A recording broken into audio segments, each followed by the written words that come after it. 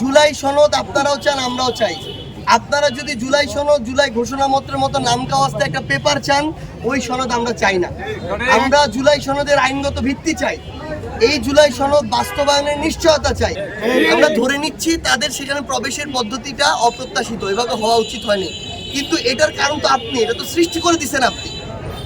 এবং এরপরে আপনারা প্রশাসনকে ব্যবহার করে তাদেরকে যেভাবে উন্মুক্তভাবে এভাবে পিটিয়েছেন, আঘাত করেছেন, রক্তাক্ত করেছেন, আমাদের ওই আহত যোদ্ধা হাত হারানো ভাই আতিকের হাত যেভাবে খণ্ডিত হয়ে রাস্তায় পড়েছিল, এটা এই অন্তর্বর্তীকালীন সরকারের জন্য লজ্জার।